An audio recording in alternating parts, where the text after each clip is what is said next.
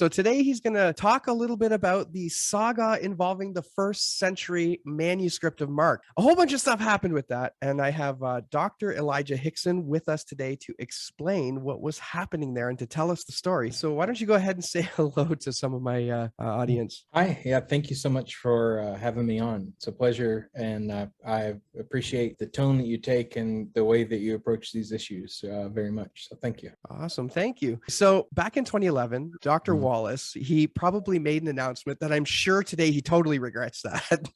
And that was about the first century manuscript of Mark and that debate with Bart Ehrman. He went on to suggest, and I forget how it was helping him in the debate, but I mean, a first century manuscript of anything would help in any debate about textual matters. Anyway, so he brought that up and caused like a whole firestorm of stuff. So can you tell me a little bit about the importance of that initial announcement and what that kind of led to? The debate that you're talking about was actually the second time that the manuscript was announced, but it's the one that people noticed. The first one kind of flew under the radar and nobody really knew anything about it. And that was in 2011. It was November 30th. Scott Carroll tweeted about P52 is no longer the earliest New Testament manuscript, which is an amazing sort of thing to tweet about. And it's kind of shocking to me that it didn't get picked up as much as it did. It was in February 2012 when Dan Wallace announced that in a debate. And I remember I was in seminary at the time and I worked evening shift at a factory, and I was like sitting in my car and I saw on Twitter, and I just like texting a buddy of mine on my lunch break, can you believe this? You know, it is a shocking announcement because there are no first century manuscripts of the New Testament. Yeah, like that's like utter insanity. I don't mean it's insanity like he's insane for announcing that. I mean, I guess if he knew what he knew now, he would be. Anyway, but I mean it's a shocking thing. It's like finding the Dead Sea Scrolls, right? Like it's a huge deal. So can you tell us a little bit about P137 and why it would have been a big deal if it was first century? It actually still kind of is a big deal. But what's on it? What's important about it? Not a whole lot, with all due respect to the manuscript. It's a tiny little fragment. I mean, it's in Oxford. Sometimes you can get access to the Oxyrhynchus collection. I contacted the curator a few years ago, and she let me come in and see it. And it's about that big, you know, tiny little thing. The edition, which is published in the Oxyrhynchus Papyri, says it only has Mark 1:7-9 and 16-18 on it. And it's 4.4 by 4 centimeters. So just a tiny little piece. What's amazing to me is that our New Testament is attested well enough and our transmission history is stable enough that we can take a scrap that's that tiny and not only know that it's from the Bible, but identify which verses of Mark it was in. That to me is one of the more amazing things about it. Right. And does this little tiny little 1-inch fragment, does it make any changes to the current critical text? Like is there any like real clout to the witness of the text there? In one sense, yes. I think it will probably change one reading in one edition, and it's the difference between having the preposition in with the dative and not having the preposition in with the dative, which is a difference that makes no difference. Yeah. You translate both the same way, and it actually that's one edition. The Nestle Aland already had that. I think the Textus Receptus has the preposition in both places. The Nestle Aland took it out in the first and left it in the second. The ECM did that. P137 leaves it out in both places. So in a sense, we don't follow it at one of the places. We know for sure now that the manuscript is no longer first century. So it's been published. It published like what, a year or two ago, like relatively recently. It was Oxyrhynchus volume 83, which is 2018. And so since then, it's been sort of discovered that's not first century, it's second century. What made us think that it was a first century manuscript in the first place? What fell through the cracks, or what happened there? A lot of this is speculation on my part. There are bits of the story that you can hang on and say this definitely happened. But paleography is really difficult, and sometimes it takes a long time to sift through, especially with a manuscript that's this fragmentary. You don't have a really solid grounds to go on. You don't have enough letters on the manuscript to have a good idea of the hand right away. In the 80s, the people in charge of the Oxyrhynchus collection went through and did sort of a rough and dirty assessment of what they had. Right. So, and we know that happened, and we know that, I believe it was Revel Coles, who was a papyrologist. I think that was who assigned the first century date, but it was first century kind of question mark, if I remember right. And it was sort of, you have somebody who's that good, they can kind of glance at something and have a good idea about it. It's not perfect, it needs more work, but it's a starting point, you know. And if you've got thousands and hundreds of thousands of fragments, as they do, you just don't have time to give each fragment the treatment it deserves. I believe he went through and just looked at the manuscript, saw, okay, that's, I guess, first century, wrote it down, and then moved on to the next. Whereas when it's published, it's a long process. It's a lot of scholarship that goes into it. Right. So this wasn't actually a new discovery in 2011. This was actually a discovery from when all that stuff was unearthed from Oxyrhynchus, right? Right. I don't know if it was identified as Mark back then. I mean, it was dug up probably 120 years ago or so. I mean, then the Egypt Exploration Society has a note on their website that says there's, you know, in the box that it was in, that because of that, we can probably tell when Grenfell and Hunt dug it up. But the problem is there were hundreds of thousands of manuscripts that they dug up. And so to this day, there's just boxes of papyri sitting in Oxford that haven't been looked at because we don't have the manpower to look at it. So there's like years and years and years and years worth of work, probably lifetimes worth of work, right? Lifetimes. That's incredible. So now there's quite a bit of controversy, not just surrounding the date of the manuscript, but also in how it was acquired and who it was given to. I understand that the manuscript, or at least a couple of sets of manuscripts, were sold to the Green family, and they're known for, you know, Hobby Lobby and that sort of thing, and they have a collection of manuscripts as well. So it got sold to the Green family, but my understanding is that it really wasn't supposed to be sold. So what happened there? 10 years ago, the name that everybody trusted in papyrology was Dirk Obbink. He was one of the people involved in the Oxyrhynchus collection. He was one of the editors there. He was and is a brilliant scholar, and he's sort of the person that you would go to if you had questions about it. And so he is the one, according to paperwork from that was released by Mike Holmes, who sold the manuscripts to Hobby Lobby. That in itself, it probably should have raised red flags. I don't know that it would have, though, because you think, here's the person that everybody goes to when they have questions about this. It would be really easy for him to say, hey, I can get you a buyer for this, you know? Right. People are bringing this stuff to him anyway, or so we presumed, and you know, he could have a little side hustle making money, you know, being the middleman for that stuff. Right. Maybe it was perfectly legal to do that in some cases. I don't know. I don't know the laws about that at all. In this case, it looks like the manuscripts definitely came from the Oxyrhynchus collection, and manuscripts cannot be sold in the Oxyrhynchus collection. Years and years ago, they gave away some of their published pieces as to people who had helped fund them, which is why the Museum of the Bible has P39, which I believe was an Oxyrhynchus piece, but it was legally given away a long time ago, and all of that's very well documented. It was sold, and they got it eventually. That's not happening now. Stuff that's Oxyrhynchus is Oxyrhynchus. It cannot be not Oxyrhynchus. It can't be sold. Right. So it raises a lot of questions when a manuscript that is from that collection is getting sold to somebody else. Was it Dirk who made the sale?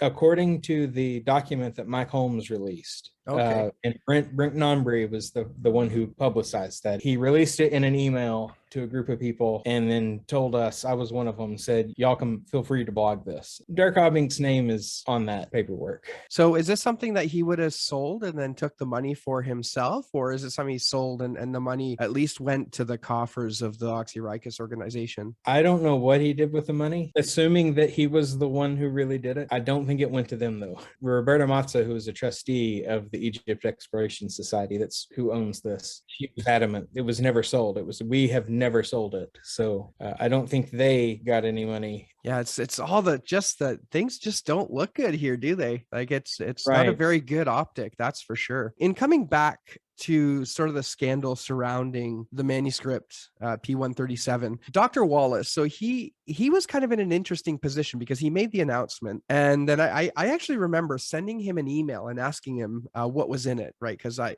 was really excited. I was thinking maybe it's the Longeninga mark, because I think the Longeninga mark is original, and that would have been great to have first century attestation. So I sent an email, and his response was, well, I can't say anything because I got a non-disclosure agreement. It wasn't exactly like that, but that's paraphrasing. He couldn't say anything until it was published. It was a non-disclosure agreement with Brill, and all the stuff had to be kind of hush hush until that got out into the public. So I guess, number one, he must have been like under tremendous stress because of this whole thing. Can you speak to the stress he was under? Well, I will say, I don't know who the non-disclosure agreement was with. It may not have been with Brill. It may have been with whoever else. And that's a whole side drama to the whole thing. I think it's admirable that he did keep his word. He didn't talk about it. Yes, he did. It was published, and he took a lot of criticism for that. And I think that does show some integrity on his part in keeping his word. Whether or not he should have done it in the first place is the other side of that. Right. But I guess, if you do make a mistake, the best you can do is keep your integrity after that. There's been some disagreements in comment sections and things as to whether or not he was told to announce it or given permission to announce it if he wanted to, or how all of that went. It looks like he was told about it, and then at least he was under the impression that he was invited to announce it, or at least given permission to do so. That announcement is one thing. Being able to give details about it is another thing. So now he would have known probably really early on that it wasn't a first century manuscript. How early do you think he was aware of that and just wasn't able to say anything? He may have mentioned this in one of his blogs, but if I remember right, it was something like when it was published is when he found out. Because again, paleography is hard. Even if it was not Dirk Obbink who assigned the date, if it was Dirk Obbink who was passing that along, it's really easy to just trust him and say, well, this is the date because this is the guy who dates these things. Many consider him to be the best papyrologist on the planet. His reputation is on the line with this dating, and he knows it. I was speaking to one of Dirk Obbink's students, I believe, or at least he had some sort of working relationship with him. And he said, you've got to understand that in papyrology, he was LeBron. It was uncomfortable because you could see that he had so much admiration for him in one sense, and then just shock at what has happened. And that's been the reaction from most people that I know that knew him. Dirk Obbink was incredibly generous and unbelievably brilliant, and there was a lot to admire about him. So there was a lot of trust there for Dirk, and a lot of clout with his decision. So if it sounds like if Dirk said this was the age, then it was pretty much this is the age, right? Yeah. So I guess another question that kind of comes to mind. I don't know if you can answer this, but I'll ask anyway. Feel free to say no. But do you know what the difference in value would be from a manuscript that was, say, a first century manuscript versus a manuscript that was a second century manuscript? Is there a big disparity in value? When you say value, you mean like dollar signs? Yeah. Dollar value. Oh, well, that's whatever somebody wants to pay for it. Yeah.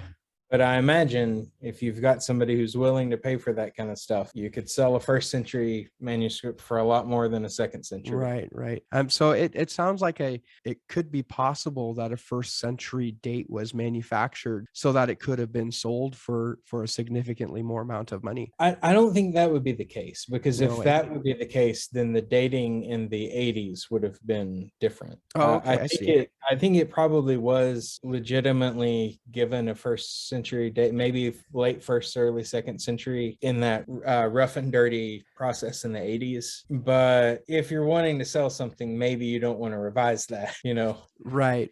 It's a very convenient date if you're trying to sell stuff. Yeah, that's right. So if we go back to again, Dr. Wallace, you said he didn't know it wasn't first century until it was published. I think that's the case. Okay, you think. So when it comes to the controversy surrounding the selling of the manuscript, was Dr. Wallace aware of any of that as well, or did that come by later? Yeah, I think all of that came out later. So the issue with the whole thing is in the background, we have this alleged early Mark manuscript that's supposed to be published, and it's supposed to be published by Brill. And then suddenly, out of nowhere, an early Mark fragment shows up in the Oxyrhynchus papyri, and all of the people who knew something about this early one start speaking up and saying, yeah, this is the one I was talking about. And that whole scenario just creates huge problems. I remember having I was arguing with Peter Gurry about this. I'd love to see that. Did Yeah, you guys I mean, like raise your voices and like yell and scream at each maybe a other? little bit. Couple But, cuss words. Maybe I don't know. Somebody told somebody who told him, and it really was one of those sort of things, like, oh no, that to look for an early fragment of Mark in Oxyrhynchus. And Gurry said to me, he's like, what if this is first century Mark? And I was like, it cannot be first century Mark. Oh, but what if it is? Like, no, it can't be, because you can't sell Oxyrhynchus papyri. And the one thing we know about first century Mark is it was for sale. I was adamant, like, we were getting into it. And turns out he was right. And it was just because illegal stuff happened. Now the manuscript itself was sold potentially by Dirk. We don't know yet. I guess there's still like legal proceedings and stuff happening, right? Right. I think there is possibly right now a police investigation, and as far as I know, there's been no like trials or like verdicts handed down. But if I remember right, and you can check this on Brent Nongbri's blog, his name was on the sale receipt, and so it was sold to the Green family. So I'll just say it was sold to the Green family, maybe by Dirk. We don't 100% know. It hasn't been fully tried yet. But so the Green family would technically have the manuscript. Did it actually change hands? Did the manuscript actually end up in the Green collection for a period of time? As far as I know, it did not. I think it may have been in the contract that it would be turned over to them after it was studied. Right. So money would have changed hands, but the manuscript didn't change hands. Right. And so I've got the purchase agreement up in front of me from, this is what Brent Nongbre posted, and it was dated January 17, 2013, is made by Dr. Dirk Obbink Christchurch, the seller, and Hobby Lobby Stores, the buyer. That is the document that Mike Holmes released. That sale, I'm assuming money got returned back to Hobby Lobby because they never ended up, with it in their possession. So I said Hobby Lobby. I meant the Green family, the Green collection. I'll call it the Green collection. I think that's that's another part where it's murky, is that you have the family, and then you have Hobby Lobby, and you have the Green collection, but then you have the Museum of the Bible collection, which is not the Green collection. Right. But it's all the same people. And so there may be legal distinctions between all of those. Oh, okay, I see. I'm not a lawyer, so it's I don't know how all that works. It's exceptionally complicated, right? By the sounds of it. To me, at least. So did the money get returned back to the? I'll just call it the Green family. Did the money get returned back to the Green family after the purchase was made? I don't think so, and I think there was a court case about that as well. That was one of the more recent things to come out. How much was? I don't have the bill in front of me, but how much was it purchased for? I think the prices are blacked out. Redacted. That's part of redacted. Right. They would have went for a fair bit. I'm gonna guess a tremendously fair bit. If we now take a look at where the situation stands today, so as it stands today, P137 is now actually hasn't moved, but is in its rightful place with EES. The Green family doesn't have it. It's no longer part of theirs. The work has been done and completed as far as the scholarship is concerned. So it's been published and we know all about it. And then Dr. Wallace has since issued an apology statement for sharing the information prematurely and getting it wrong. And there were some lessons to be learned, and we'll turn to that in just a second here. What's happening now with Dirk? He seems to be the kind of glue that pulls the whole story together. Where is he now, and what's going to happen with him? The last I heard, he was living on a houseboat and people couldn't find him. I don't know what's going on. I don't want to speculate. He's no longer with the Oxyrhynchus collection. He may have been evicted from it, or like not allowed back in. I'm not completely sure off the top of my head. I think that's been discussed somewhere. Allegedly, he's possibly evading authorities. I don't know. People can't seem to get a hold of him right now. This is a rather serious thing. And if these charges are found on him, he could spend some time in jail or,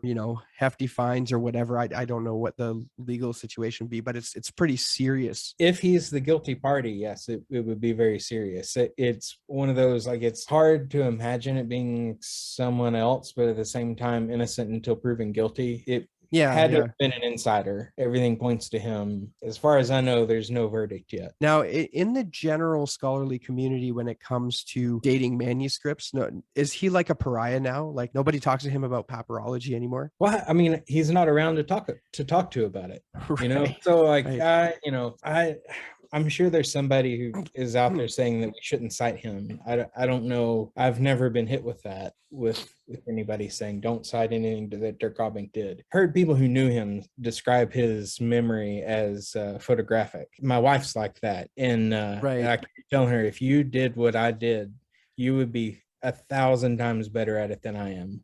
Right. And she has no interest in it. But if you have Dirk Obbink, who does have an interest in that and has a photographic memory, that's an amazing, unbelievable gift for papyrology, because you have to remember forms of letters and, you know, angles at which things come together. And you have to remember a picture and be able to relate that picture to what you're looking at. That's right. Yeah. If that really was him, then it's no surprise why he would have been so trusted in his scholarship. I don't want to throw all of that out if it's legitimate, I guess. But yeah, so then in moving on, obviously this was a big blunder in the textual critical community, just generally all around. People were trusted, things were assumed and all that. So how do we prevent the heartache of something like this from happening again? What are some lessons that we've learned from that, we've taken away from that? I mean, honesty and transparency, I think, help a lot. One of the issues that we have with early manuscripts is, where did they come from? What's their provenance? And, you know, you have to have things well documented to be legal. Well, if we're trying to hide that documentation, why? You know, right. It's not legal and we're trying to sell it anyway. Well, if we're honest and open about that and we kind of acknowledge that for what it is, we can avoid a lot of troubles. I think there's probably an apologetic zeal where I can appreciate why somebody's coming from this angle, but like, we want to have early manuscripts of the New Testament because that shows that we can trust it. But I would say, why not just trust that God isn't going to let us down and that what we have is sufficient? We don't need those early manuscripts like we think we do. I have not met a single person who came to know Jesus because of P137. That's right. What God has given us is sufficient. Like, we have God's word, and what we see is when we dig up these early pieces, basically they're just kind of confirming that yes, we have God's word. That also means that if there's something that doesn't have enough documentation to be legal, maybe it's not worth it. Maybe it's more of a hindrance to the gospel to pursue that than something that would help apologetics and help spread the gospel.